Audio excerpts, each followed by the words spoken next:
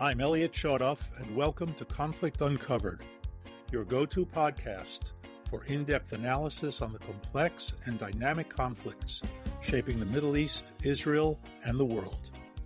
Join us as we delve into the latest developments, historical contexts, and the geopolitical forces at play. We bring you the insights you need to understand the issues that matter most. Stay informed, stay engaged, and uncover the truths behind the headlines. Hi, and welcome to Conflict Uncovered. This is Elliot Chodoff. I'm joined by my friend and colleague, Uslan, from far, far away on the west coast of the United States.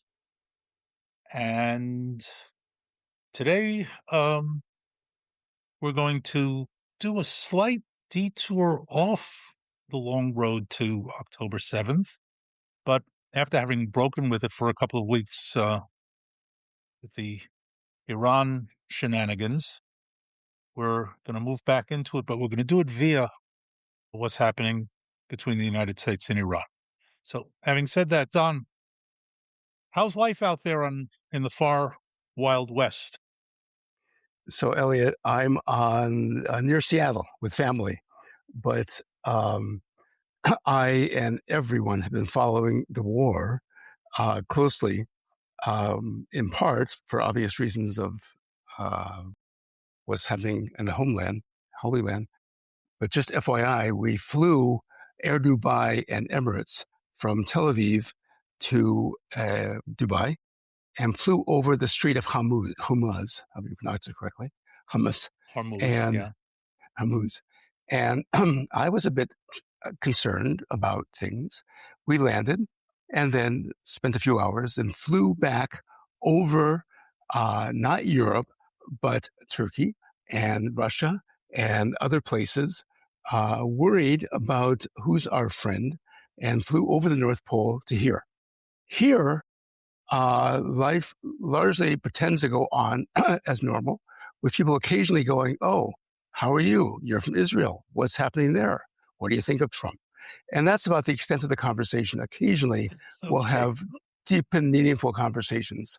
Fortunately, we've avoided any crazy Jew hatred. But also, we take off our kippot and we put our stars of David, Bogan David, and hide them. And I don't like that, but that's the reality we face. So I'm looking forward to the conversation about what's wrong with those people from the West. Oh, wait, I was once one, and so were you. What's wrong with them? Help us, please. Well, I don't know if I can get that deep. I think you're the therapist. But what I wanted to really dive into, starting with what's happening now between the United States and Iran, and from there very quickly sort of moving back toward our path to October 7th, is the failure of American coercive diplomacy, pressure, threats, retaliation. We just had a dozen days and nights of American attacks against Iran, which didn't move the Iranians an iota.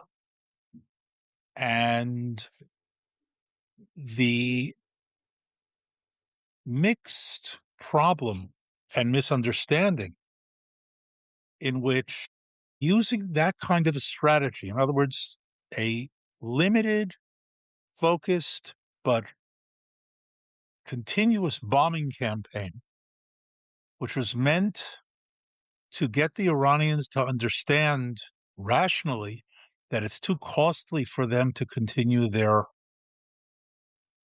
policies, didn't work. And does this mean that they're irrational? Does it mean that something else is going on? So from there, I want to pivot, because what happened in the years leading up to October 7th came from the same thinking, but reversed. In other words, it was the reverse logic of the American, and I'll explain what I mean by that, it was used by the Israeli leadership vis-a-vis Hamas. The Israeli policy, and it's not a secret, under Netanyahu for many, many years, but kept up also by the Lapid-Bennett government, supported by the IDF, supported by the security services, was that by A, giving money to Hamas, and B, by providing work permits and goods and provisions in Kindness. general to Gaza,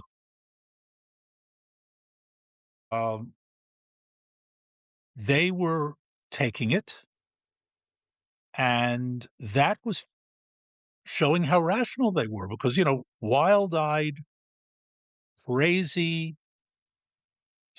Allahu Akbar screaming fanatics wouldn't be bought off so easily. So it must be that since they are behaving so rationally,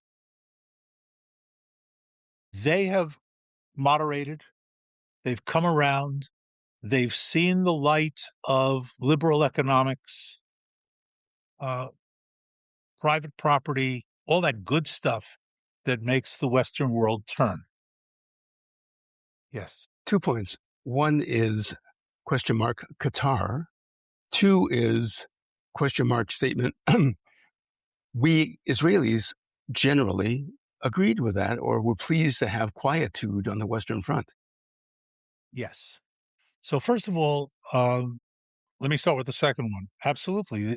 The you know what? The man on the street, the woman on the street, is very happy right now that we're not having sirens go off and having to run to safe rooms. Those of us who are, and I'm one of them. Let's be clear. This is not belittling or denigrating. It's really nice not to have to wake up in the morning after having made 3 runs to the safe room with sirens. But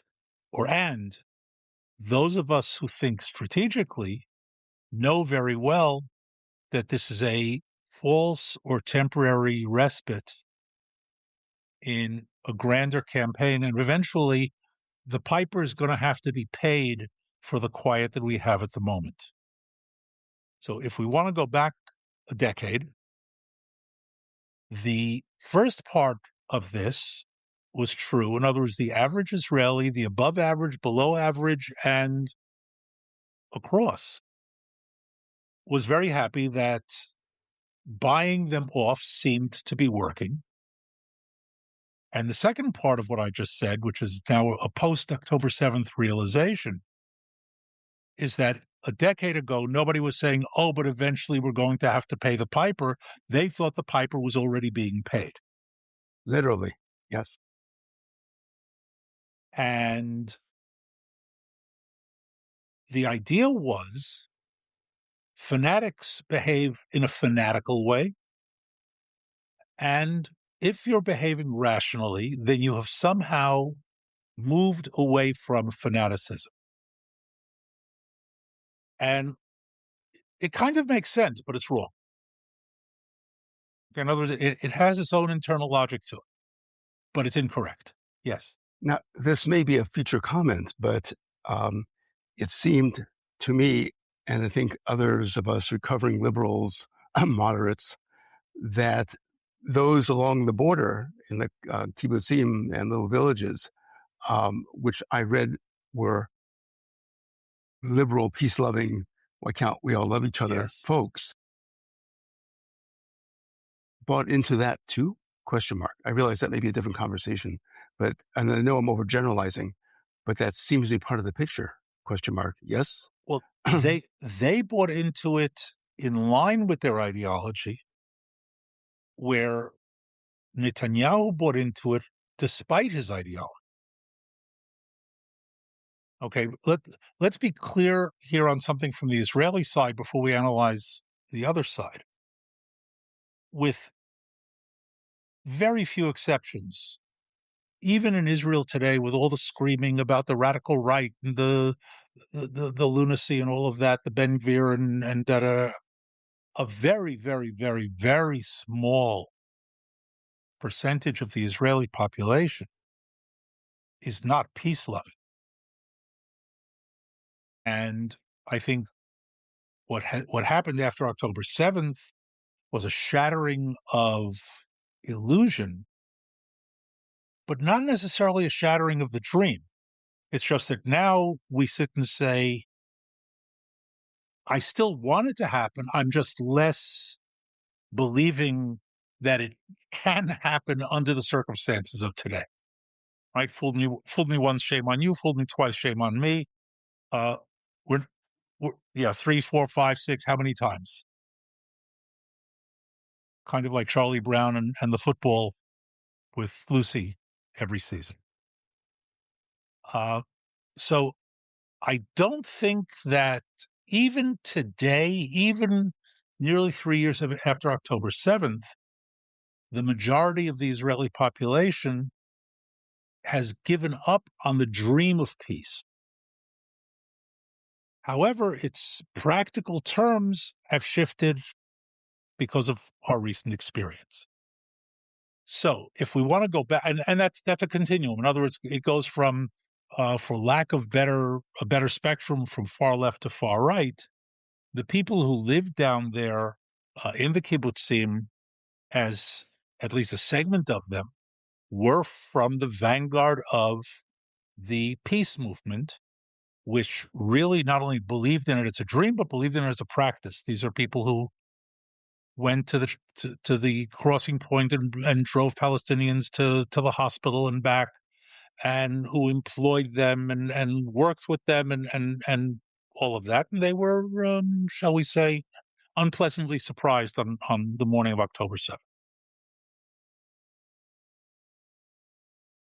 In that sense, they're less interesting because their belief meshed with this idea that all they really want is to earn a living, etc. But the right wing began to believe it as well. Now, there were exceptions in Israeli politics, like the Victor Lieber. But the mainstream right, the security services, the military, bought into the idea that Hamas has shifted its focus and is actually slowly but gradually becoming a responsible governing body in Gaza. Okay? And of course, October 7th kind of exploded that mythology, literally. And that raises a question. And this is the one that I want to address in the time that we have. And that is what happened? How did they make that mistake? And the way they made the mistake, and I'm talking about the Israeli leadership, is in not having studied a very, very important figure in sociology, political science, one of the great, in my opinion, the greatest theorist in those fields, is a German sociologist by the name of Max Weber. For those who are German challenged, it's Weber, pronounced Weber. And full disclosure, I'm a sociologist. I'm a Weberian. So no axe to grind, but his theories underpin a good deal of my thinking and my writing and so on. So Weber wrote quite a number of books, but his magnum opus, his grand work, was a massive work called Economy and Society. It's not bedtime reading. It's enormous, and it covers, as its title, economy and society. Yes. What time period was he? Sorry? What time period was he? Early 20th century. He was actually one of the framers of the Weimar Constitution. one of the last things he did in his life. So, for our purposes, early 20th, late 19th, early 20th, first couple of decades. He wrote many things, and we're not going to go into them, but one of the issues that he deals with in his writings is rationality. And Weber writes something critically important in understanding the anomaly, the contradiction of behavior of Iran, of Hamas, of Hezbollah, of Al Qaeda, and others. What Weber says is very simple. There are multiple types of rationality, and you can live them simultaneously. And as soon as you understand the fact that and I'll only deal with two of them because only two of them matter to us right now. Once you understand that these two forms of rationality exist simultaneously in people, and they are unconnected one to the other, you'll understand exactly A, what the Iranians are doing, B, what Hamas did, and C, what Israel and the United States today don't understand. Yes. A comment for a future conversation is, if I am the psychologist and I am embedded in Western thinking, which embraced various types of psychology, we would call that crazy. And I think that may be one of the issues we're struggling with. Yes, because I think, I'm not a psychologist, so correct me if I'm wrong, psychology tries to be a unified theory of thought. And Weber says, no, it's not so simple. We're made up of pieces, of segments that coexist, and they don't necessarily deeply influence each other. Of relevance, just one comment, if I can be one.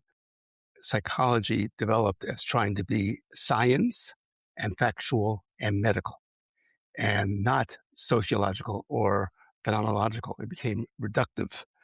And I think that represents exactly the problem. I agree with you. So let's start with the simple form of rationality, what we will call the universal form, which he referred to as instrumental rationality. Don't get terribly put off by the title. I just want to make sure that it's out there and understood. Instrumental rationality is the rationality that we all understand as doing things through thought process to achieve our goals. And somebody who does something knowingly to distance themselves from their goals, to lose in the process with no gain in potential, is considered to be irrational. They are not following the rationality of, if I want to get from here to there and the path is clear, the rational thing to do is to move along the path from here to there. Now, I take situation into account. If the path between here and there is broken up and there's a longer but smoother road by which I go around to get there, that might be the rational decision. In other words, it's not a clear yes, no, but it's a thought process. It's a cost-benefit process that you look at your objective and you say, what is the most effective way to achieve my objective? Now, once again, your analysis may be incorrect. And this is one of the great issues in economics and the rationality of economics and decision making. You may not have all the information. Things may change as you go. In other words, rational decision making doesn't necessarily lead to the correct decision, but it leads in a manner to the decision that can be tracked, and you can say, you know what, That was a reasonable step. That was a reasonable step. That was a reasonable step. That was a reasonable assumption in the absence of fact. And even though they failed, it wasn't an irrational failure. It's instrumental rationality. And we all have it. So we do in our lives. And as I said, sometimes successful, maybe often successful, sometimes failure. But it's based on assessing, analyzing, gathering the best information we have, filling in the blanks by the best assumptions that we can make, and making decisions based on that. Rationality. And if we take the facts, flip them upside down, and operate against them, we're considered to be irrational. That rationality is almost mathematical, meaning it's universal. In other words, anywhere in the world, the variables may be different, but the structure, the logic of the decision making is the same everywhere. However, and here's the however that Weber goes into in detail that is completely ignored or missed in the West. This is another kind of rationality. It's called value rationality. And value rationality is not something you can judge. It is the rationality, the internal rationality of your own value system, so that radical Islamic jihadi values have their own internal rationality, even though they are diametrically opposed to the Western value system. And what Weber says is that one has nothing to do with the other. In other words, your two groups can have diametrically opposite value rationality, but their instrumental rationality is identical. Each one is trying to get to a different objective. It could be two opposite objectives. But I can track whether group A is getting to their objective rationally and whether group B is getting to their objective rationally.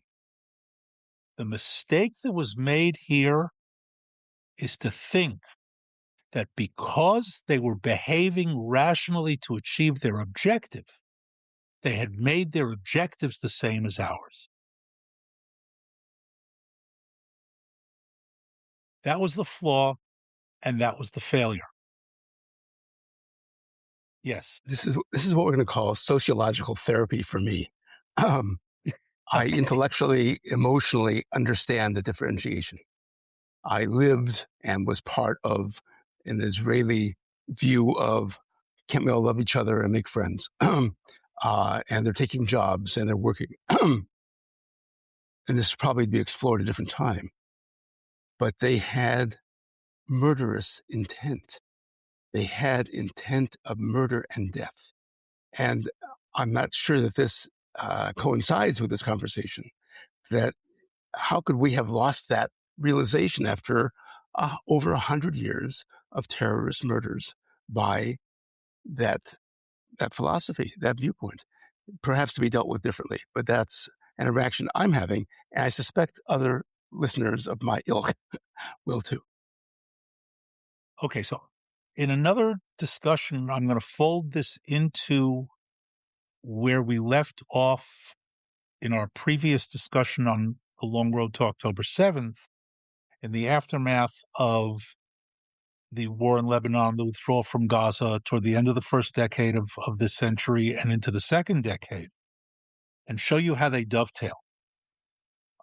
But at this point, I'm simply going to call it wishful thinking.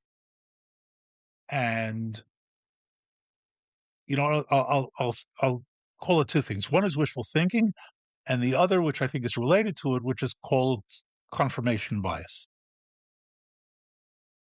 And the idea that if I have a policy I've come up with an idea for a policy, and it seems to be working,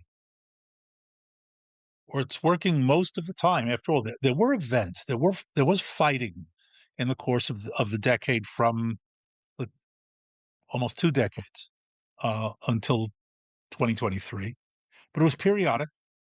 Each time Hamas folded, so to speak, and Israel was able to come out saying, well, we beat them not physically, but we punished them enough that they understood that it wasn't worth doing what they were doing. And then the next time it broke out, we found an excuse. And I don't want to go too much into detail on that now, because I want to deal with it in chronological order. But eventually it reaches the point where the system here says, look, they're actually beginning to show response to our carrots and sticks. And the carrot, as we all know, the carrot works better than the stick, and it's working. So here I'm going to give, in the time that we have left, an alternative view, which incidentally I wrote about before October 7th, didn't publish it, unfortunately. And that is that what happened, and this is something this is built into this. What happened is that Hamas, by 2010, 2012, somewhere around then, begins to think in terms of grand strategy. Now, is it because they came to the conclusion themselves, because they were helped by the Iranians? It doesn't really matter. They bought into it from solidly for themselves. What a grand strategy mean? They knew that at any given moment in 2010, 2012, 2014, 2016, they did not have the force to launch a major attack against Israel. But they were building it. And once again, with a lot of support from the Iranians and the inadvertent support of Israel, thinking that all the resources that were going into good humanitarian things and not into training and weapons and tunnels and things like that. And as they gained assets, and as they gained resources, and as they developed their capabilities, they became more conservative in their behavior for fear of losing them. But the fear of losing them was not absolute. It was the fear of losing them before they could use them for the purpose that they were being acquired in the first place. In other words, their power development was not defensive, it was offensive. And they were afraid that, and I think legitimately so, that if they misplayed their hand, Israel would go in and set them back, and they wanted to keep moving forward. So they became loss averse, to use the terms of First King Khanman. When you have something, it has more value to you. You don't want to lose what you have more than you want to get something in addition. Or if I made that clear. But you're clear. But in 2014 and in 2022, they launched 10,000 missiles. How does that figure in? Right. Because they knew by then that Israel was not going to go after them. They knew that it would be seen as a tit for tat, and they in all cases, unfortunately correctly, they saw that they had the ability to turn it on and turn it off at will. Because the Israeli strategy, as a deterrence strategy, was based on retaliation. And once they stop, we'll stop. By the way, today we have the same thing. We've fallen back into the same trap in Lebanon. Although we're operating in Lebanon, the trap is quiet will be met with quiet. What that basically means is I'm telling my adversary, when you want there to be noise, you'll make noise. And when you want there to be quiet, you'll make quiet. And I am completely in lockstep with your initiative. It was a mistake then. It's a mistake now. But that's what was being done, and they knew it. Just if I can digress for a moment with Iran, the only problem the Iranians have is that Trump is so erratic they can't be sure that he's going to follow the same policy tomorrow that he was following yesterday. Here, it wasn't erratic at all. It was consistent. And it was so consistent that in the last round of fighting before 2023, before October 7th, most of the rockets were fired by Islamic Jihad and not by Hamas. And that was understood on the Israeli side as, you see, Hamas has completely moderated. It's Islamic Jihad that's the problem, not Hamas anymore. As if Islamic Jihad wasn't operating as an agent for Hamas. And they played it brilliantly, knowing that the Israeli analysis and leadership would do exactly what it did and say, they've moderated. We don't have to worry about them anymore. What we do have to worry about is not to have an inadvertent escalation. And I'm getting ahead of myself, so I'm going to stop at this point. An inadvertent escalation, which means that when it looks like something is cooking up on the night of October 6th, 7th, we don't want this to blow up inadvertently. We're going to give them a little bit more room to operate, because it's clear they don't really want to do anything major. Yes. Before we conclude, again, speaking for all Westerners, it's hard to consider that a society, culture with such intent of murder and, to our view, diabolical worldview can be that smart. I realize that's arrogant. I realize that's off the mainstream. I realize, of course, that's inaccurate. But I think it plays a part in our problem, in understanding. You can't be smart and want to kill and die. You can't do that. And it probably speaks to one of the categories of rationality you're talking about, but and probably to be expanded upon later. But I think that level of, lack of a better word, our arrogance, our ignorance, our projection, speaks to some of our Western problems with the whole issue. So I'll respond to that briefly, because it really is a whole topic in itself, and maybe we'll invite a guest who I'll mention in a moment to discuss it. And it is built around the idea that the solution to fanaticism and to radicalism is education. So my good friend David Patterson wrote a book many, many years ago entitled "When Learned Men Murder," about the top Nazis. And just to be clear, it wasn't just the administrators and the string pullers. There were 4 killing groups sent into Russia with the invasion of Russia, Einsatzgruppen in German, each numbering about 1,000 men. So it was about a total of about 4,000. And they murdered between June 22nd, 1941 and Wannsee in January 1942, 6 months, they murdered over 1 million Jews by shooting them. 4,000 men murdered over 1 million Jews in 6 months by shooting them. 3 of the 4 commanders of the Einsatzgruppen had doctorates.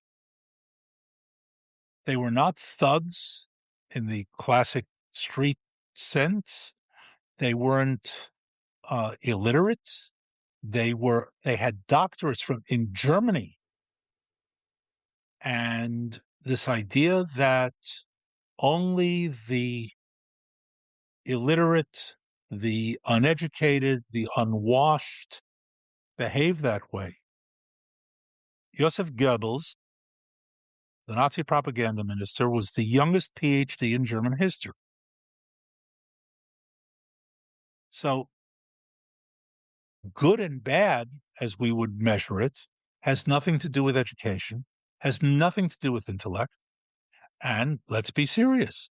An educated intellectual will be more instrumentally rational, no matter how fanatical their goals. And that Again, detachment is what's lost in the West. and if I can articulate this quickly, here where there are various things happening, such as in my city 2 days ago at a large annual popular social event, there was gunfire akin to terrorists in Israel, and 3 people were killed, 5 were injured. And the assumption was they're terrorists. The assumption was this. The assumption was that. They were gang warfare. And the various murders and deaths here are always assumed to be crazy, not educated, not deliberate. And it may indeed be a different connotation. It may be a different animal altogether. I think it is. But nevertheless, I think it influences how we in the West think about this. They must be crazy. If you're educated, you're not crazy unless you go to Harvard or other schools now. Anyway, to be continued. Thank you. Educated, cultured people sit down and discuss things. They don't blow up airplanes. Such as we're doing. Okay, I think with that we'll close for this discussion. Plenty more to talk about.